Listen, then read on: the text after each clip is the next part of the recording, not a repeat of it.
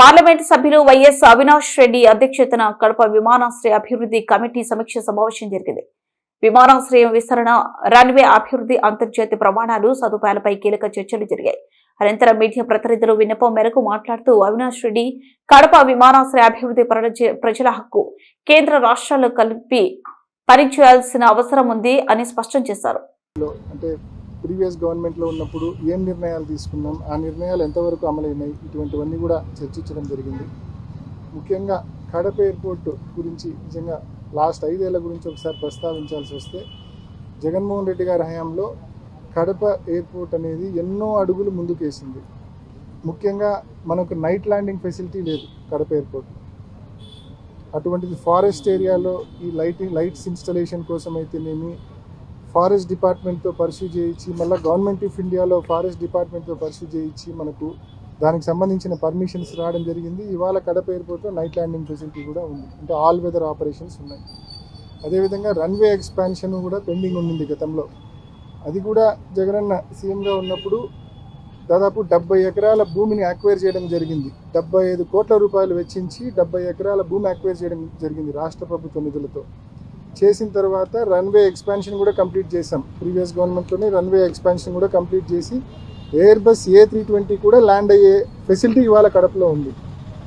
అదేవిధంగా new terminal building కావాలని చెప్పి కూడా గతంలో అనేక సందర్భాల్లో మరి రిప్రజెంట్ చేసినాము. Airport authority of India chairman అయితేనేమి, ఏవియేషన్ మంత్రిని అయితేనేమి, సెక్రటరీ గారిని అయితేనేమి అనేక సందర్భాల్లో రిప్రజెంట్ చేయడం వలన మరి గత ప్రభుత్వంలోనే టెర్మినల్ బిల్డింగ్ మంజూరు కావడము, ఎన్నికల ముందే అది భూమి పూజ కూడా జరగడము, ఇవాళ దాదాపు కంప్లీషన్ స్టేజ్కి వచ్చింది. ఇంకొక 4-5 మాసాల్లో న్యూ టెర్మినల్ బిల్డింగ్ కూడా కంప్లీట్ అయ్యి కడప ప్రజలకు, జిల్లా ప్రజలకు అందుబాటులోకి రాబోతూ ఉంది. దాదాపు 260 కోట్ల రూపాయలతో న్యూ టెర్మినల్ బిల్డింగ్ కంప్లీట్ చేసుకొని వచ్చి 5-6 మాసాల్లో ప్రజలకు మరి అందుబాటులో రాబోతూ ఉంది.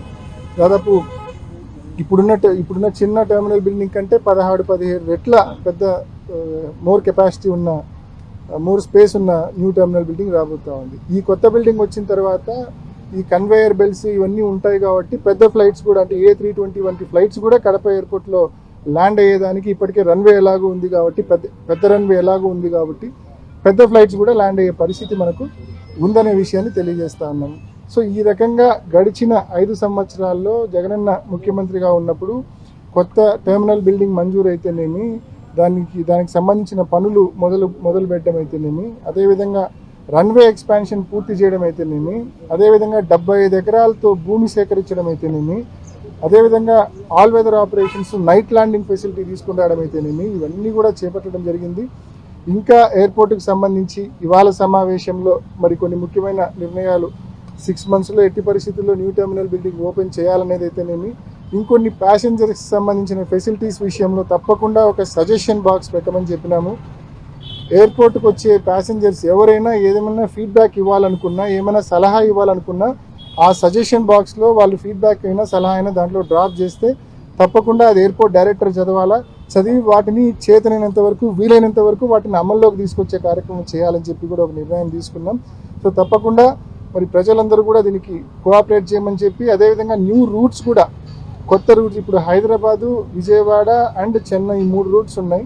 హైదరాబాద్ డైలీ ఫ్లైట్ ఉంది, ఎప్పుడు ఫుల్ ఉంటా ఉంది. దాన్ని రోజుకు 2 ఫ్లైట్లు వస్తే బాగుంటుందనే విషయం కూడా, ఆ ప్రయత్నం కూడా మరి ఇవాళ నుంచి చేయబోతా ఉన్నాం.